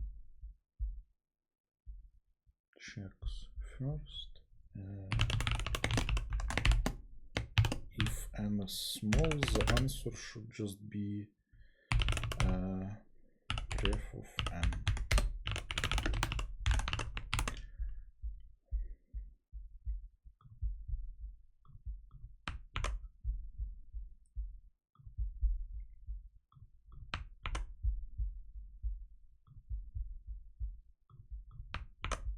Okay.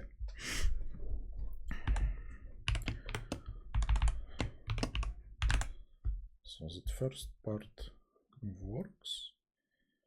And I'm hoping that Q is not too big.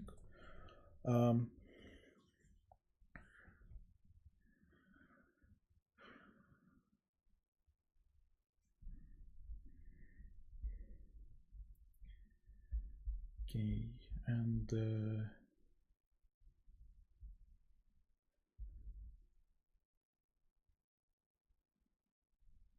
I don't remember what it returns. Yeah, let's say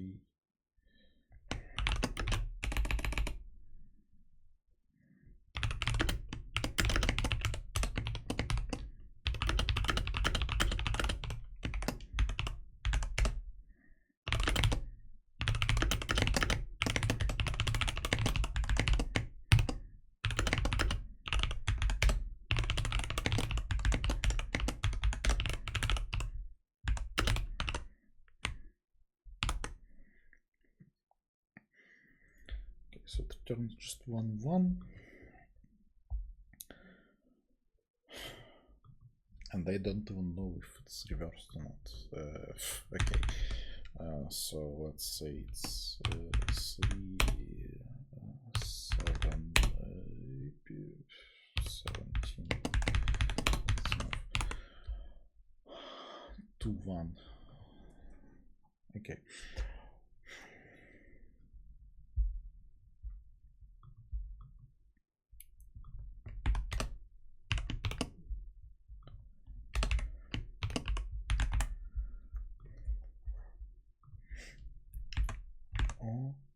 Okay.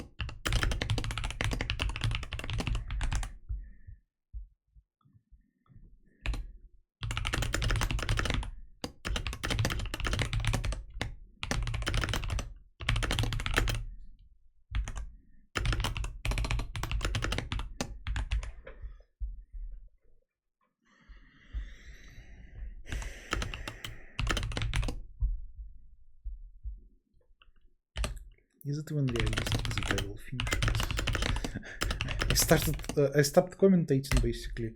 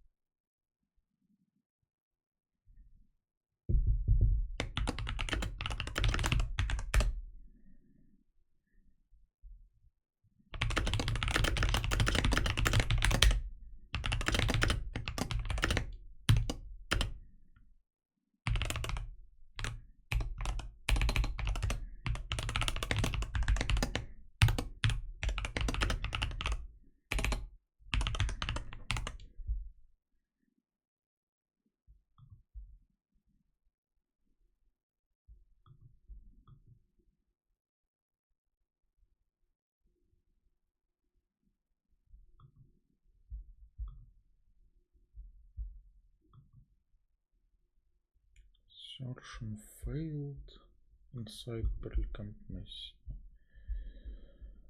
I'm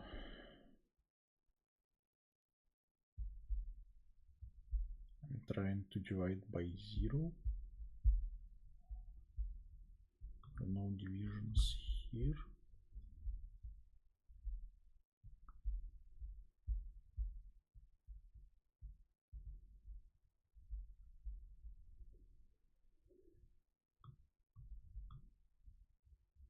There is a division here.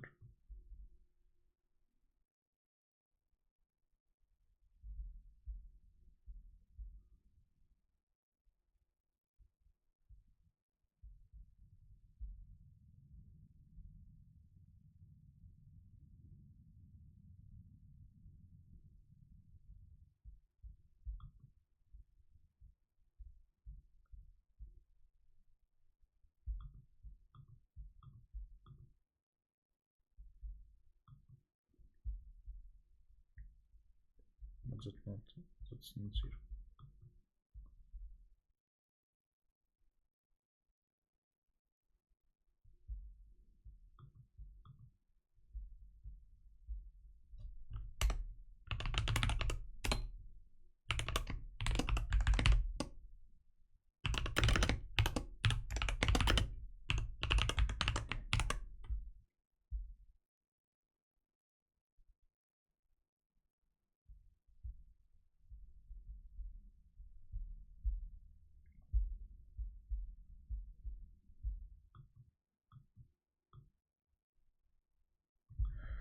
Mod is not prime. Interesting. Mod is not prime. Is it really important for Berlekamp Messi? I guess so. I don't know.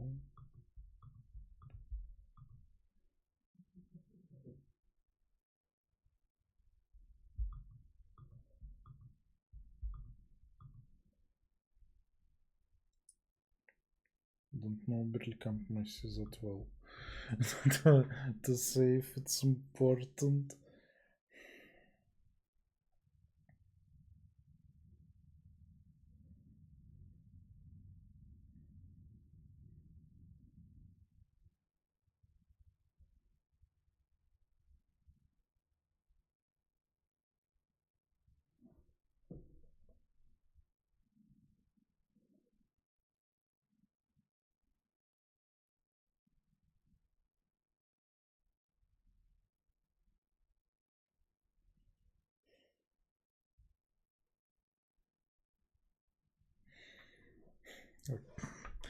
It shouldn't be very important, but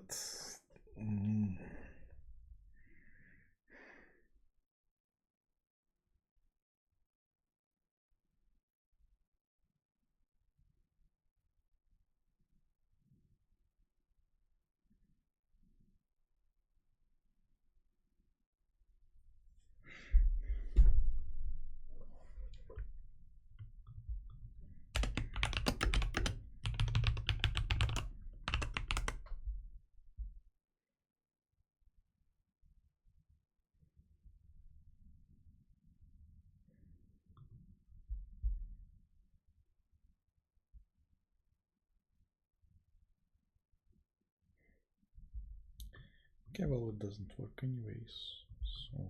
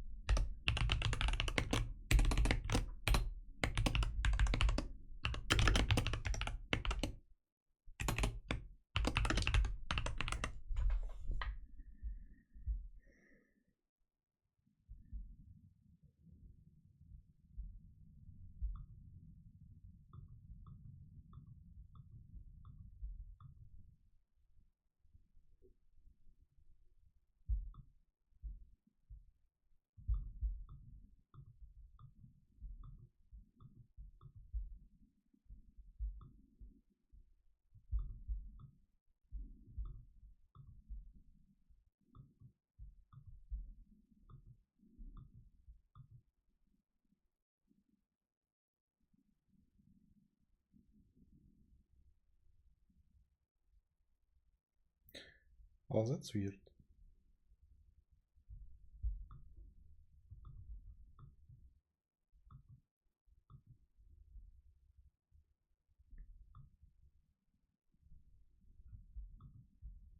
This looks like it should work. Well, whatever. Wasn't to be. I actually don't know how to solve this. And 100 people do. So that's interesting.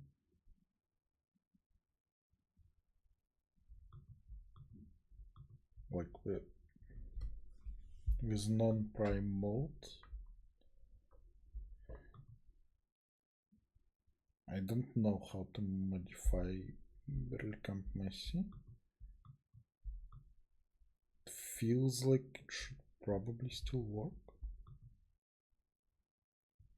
I mean, if the actual order of recurrence is of M, you can use like Gauss or something. Also, for Gauss, you also need divisions. Uh, okay, so it's probably doesn't work. So maybe you actually need to actually solve the problem. Like find some matrix multiplication with matrices of order of m. Then it will be m cube log, which is fine. So yeah, probably you need to actually solve the problem.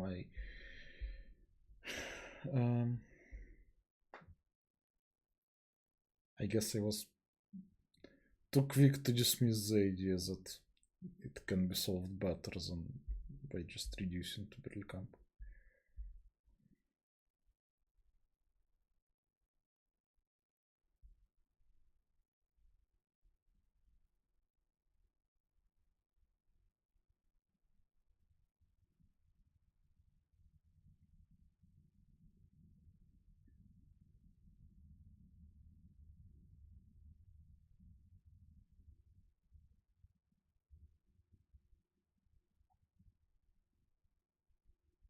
Could be some inclusion, exclusion, something. That would be interesting.